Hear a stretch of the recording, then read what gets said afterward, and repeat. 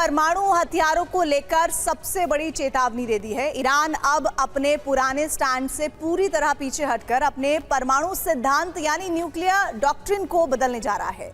इसका सीधा और साफ मतलब यह है कि ईरान अब उत्तर कोरिया की राह पर चलकर आधिकारिक रूप से एटम बम बनाने का फैसला ले सकता है। विशेषज्ञों का दावा है कि ईरान के पास मौजूद 60% संवर्धित यूरेनियम को हथियार ग्रेड तक पहुंचाने में अब बेहद कम समय बचा है। दूसरी तरफ इजरायल ने ईरान के पास रासायनिक हथियार होने का नया दावा करके तनाव को चरम पर पहुंचा दिया है। ट्रंप ने भी दो टूक कह दिया है कि अब बातचीत का वक्त खत्म हो चुका है और ईरान के हर वार का जवाब 20 गुना ताकत से हमला करके दिया जाएगा। ईरान पहली बार खुलकर संकेत दे रहा है कि वो एटम बम बना सकता है। ईरान ने परमाणु अप्रसार संधि यानी एनपीटी से बाहर निकलने की चेतावनी दी है। यह बयान ईरानी संसद के राष्ट्रीय सुरक्षा आयोग की ओर से आया है। ईरानी संसद के राष्ट्रीय सुरक्षा आयोग के प्रवक्ता इब्राहिम रिजाई ने कहा है कि एनपीटी से हटना और बाबल मंदेब जल डमरू मध्य को बंद करना अमेरिका और उसके सहयोगियों की कार्रवाई के जवाब में ईरान के विकल्पों में शामिल है। ईरान के उप विदेश मंत्री काजिम गरीबाबादी ने डोनाल्ड ट्रंप को हत्यारा अपराधी बताया और कहा कि ऐसे व्यक्ति को उसी भाषा में जवाब दिया जाएगा जिसे वो समझता है। ईरान के विदेश मंत्री सैयद अब्बास अरागची ने भी कहा कि ईरान धमकियों का जवाब शब्दों से नहीं, कार्रवाई से देगा। न्यूक्लियर डॉक्ट्रिन बदलते ही ईरान के परमाणु रेस शुरू हो जाएगी। 2015 में अमेरिका और ईरान के बीच हुए JCPOA समझौते के वक्त ईरान को सिर्फ 3.67% तक यूरेनियम संवर्धन की अनुमति थी, लेकिन 2019 में ईरान ने यूरेनियम संवर्धन 20% के स्तर तक पहुंचा दिया। फिर पता चला कि ईरान 60% तक यूरेनियम संवर्धन कर चुका है और ईरान में करीब 1000 पाउंड संवर्धित सामग्री हो सकती है। सबसे बड़ा डर 90% यानी हथियार ग्रेड स्तर तक यूरेनियम संवर्धन का है। अगर ईरान इस सीमा तक पहुंचता है तो दुनिया के सामने परमाणु शक्ति संपन्न ईरान होगा। युद्ध के बीच अब ईरान के परमाणु सिद्धांत में बदलाव के संकेत सामने आने लगे हैं। तो क्या ईरान परमाणु शक्ति बनने की दिशा में निर्णायक कदम बढ़ा रहा है? ईरानी संसद की राष्ट्रीय सुरक्षा आयोग ने एनपीटी से बाहर निकलने की चेतावनी दी है। ये अब तक के सबसे बड़े रणनीतिक संकेतों में माना जा रहा है।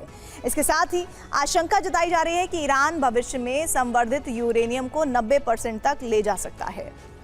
इजरायली प्रधानमंत्री बेंजामिन नेतन्याहू ने एक इंटरव्यू में दावा किया है कि ईरान के पास सिर्फ परमाणु का ही खतरा नहीं है, बल्कि उसके पास निश्चित रूप से रासायनिक यानी केमिकल हथियार भी मौजूद हैं। नेतन्याहू ने आगाह किया है कि ईरान का शासन इन केमिकल हथियारों से अमेरिकी नागरिकों को निशाना बनाने और उन्हें मारने में जरा सा भी संकोच नहीं करेगा। दुनिया की नजर इस बात पर है कि क्या मुज्तबा खामेनेई उसी रास्ते पर चल पड़े हैं जिस पर कभी उत्तर कोरिया चला था। परमाणु सिद्धांत में बदलाव के संकेत बता रहे हैं कि ईरान अब परमाणु को लेकर अपने पुराने रुख से पीछे हट रहा है। एनपीटी छोड़ने की चेतावनी इसलिए बड़ी है क्योंकि ये वो अंतर्राष्ट्रीय व्यवस्था है जिसके तहत परमाणु कार्यक्रमों पर निगरानी रखी जाती है। अगर ईरान इस व्यवस्था से बाहर निकलता है तो उसके परमाणु कार्यक्रम पर IAEA से कोई निगरानी नहीं हो सकेगी। उत्तर कोरिया ने 2003 में इसी तहत एनपीटी छोड़ी थी और उसके बाद अपने परमाणु कार्यक्रम को तेजी से आगे बढ़ाया। तो क्या ईरान भी उसी राह पर बढ़ रहा है?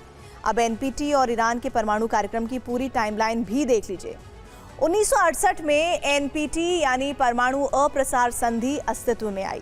2015 में JCPOA के जरिए ईरान के परमाणु कार्यक्रम को सीमित करने की कोशिश हुई और अब 2026 में पहली बार एनपीटी छोड़ने की खुली चेतावनी सामने आई है। तो क्या 2027 में या बहुत जल्द ईरान एटम बम बनाने वाला है? जहां एक तरफ ईरान पर हमले करके अमेरिका ने युद्ध का दूसरा चरण आरंभ कर लिया है, दूसरी तरफ यूक्रेन के साथ मिलकर ट्रंप यूरोप में कुछ बड़ा खेल करने की तैयारी में है। अंकारा समिट के दौरान ट्रंप और ज़ेलेंस्की की मीटिंग से इसके संकेत मिले हैं। आखिर क्या कुछ हो सकता है? इस एक्सक्लूसिव रिपोर्ट के जरिए जानिए यूरोप में क्यों बदल रहे हैं समीकरण। डोनाल्ड ट्रंप और वोलोदिमीर ज़ेलेंस्की में 60 मिनट की मैराथन मीटिंग हुई। रूस पर हमलों को लेकर ट्रंप ने ज़ेलेंस्की से लंबी बात की। रूस के हमले रोकने के लिए सुरक्षा चक्र बनाने पर बात हुई। हथियारों की नई खेप को लेकर भी बात होने की चर्चा है। रूस की रिफाइनरियों पर हमले का नया ब्लूप्रिंट बनाने को लेकर भी चर्चा की खबर है। डोनाल्ड ट्रंप जिस विमान को अमेरिका की नई शान बताकर दुनिया को दिखाना चाहते थे, उसी विमान को अपनी पहली बड़ी विदेश यात्रा में ही ट्रंप ने बीच रास्ते छोड़ दिया। आखिर ऐसा क्या हुआ, इस रिपोर्ट में देखिए।